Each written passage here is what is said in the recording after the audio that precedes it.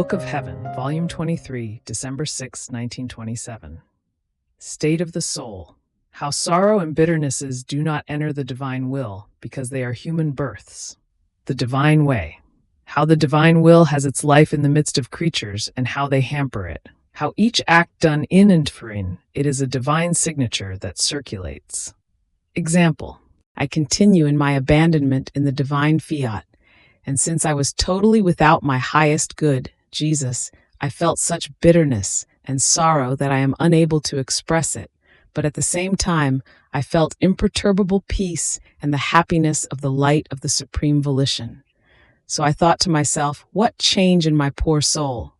Before, if blessed Jesus deprived me of himself for a little while, even just for hours, I was restless, I raved, I cried, I felt myself the unhappiest of creatures. Now all the opposite. I am without him, not for hours but for days, and even though I feel an intense sorrow penetrating deep into the marrow of my bones, yet it is without restlessness, without delirium, without being able to cry, as if I had no more tears, all peaceful, intrepid, and happy. Holy God, what change! At the thought of being happy without Jesus, I feel myself dying. But my happiness is not touched. I feel that happiness leaves sorrow free, and sorrow leaves happiness free. Each of them follows its course, its way, and has its place, but they do not mix together. Ah, Jesus, Jesus, how can you not help me? Don't you have pity on me?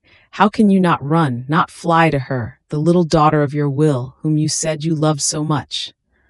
But while I was pouring out my sorrow, he just barely moved in my interior and told me, Daughter of my will, why do you want to trouble your peace, your happiness?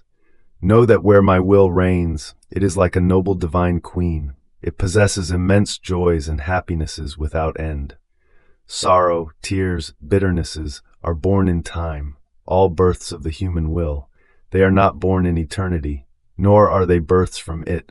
They are limited and finite, therefore they do not have the power to enter even slightly into the sea of the happinesses of my divine volition. This is the divine way, and in this state did the Queen of Heaven and my very humanity find themselves. All our sorrows, and they were so many and of all kinds, could not decrease nor penetrate into the summit of our endless joys and happinesses.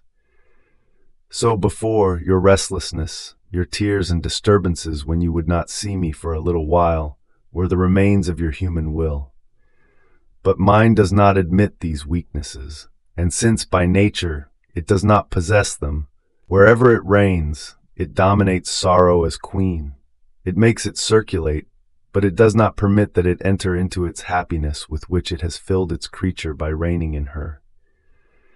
Sorrow would not find the place in which to put itself within the endless sea of the happiness of my adorable will. Do you perhaps not want it to reign in you, that you become worried about the change you feel within your soul?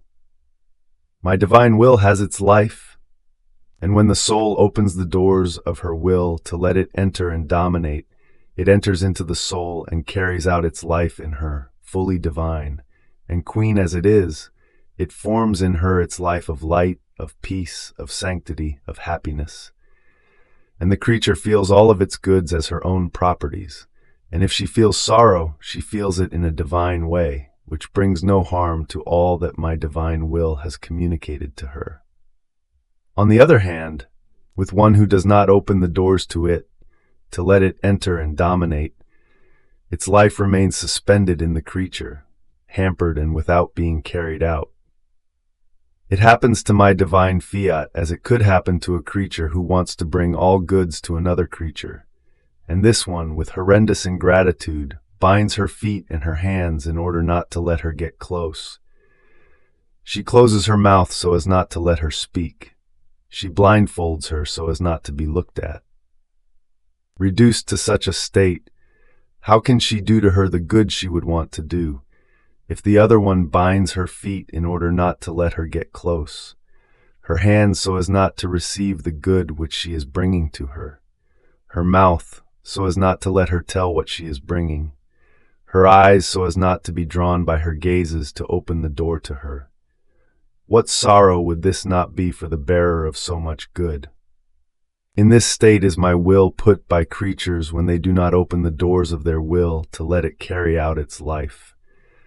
What sorrow, my daughter, what sorrow! After this, I continued thinking about the divine will, bearer of so much good, and my sweet Jesus added, My daughter, my love for one who lets my divine fiat reign and dominate is so great that for each act she does in it, the divinity surrenders a divine right to the soul. That is, a right of sanctity, of light, of grace, of happiness. And with these rights it binds the soul and renders her the possessor of divine goods. So, each additional act done in my divine volition is a signature that is executed by your Creator, as if He were writing for you the deed to render you the owner of His happiness, of His light, His sanctity and grace. It happens as when a rich man loves a poor lady who never goes out of his house, and if she goes out, it is only to visit the properties of her lord, to bring to her lord the fruits of his farms, so as to render him happy with his very goods. The rich man looks at the poor lady, he becomes fond of her. He sees her happy in his house, but in order to be sure of her happiness, he writes a public deed of donation of his goods to the poor one who has wounded his heart, who remains always in his house and uses his very goods to make her beloved Lord happy.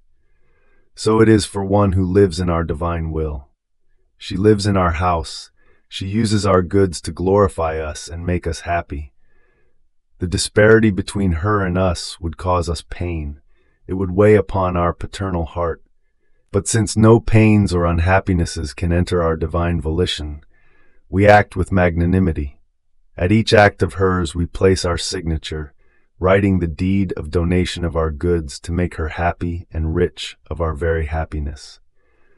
This is why I repeat to you often, be attentive, my daughter, let nothing escape you, because each of your acts in our will is signatures that circulate, and divine signatures with which it is assured that the divine will is yours, and that you belong to it. Divine bonds never fail, they are eternal bonds.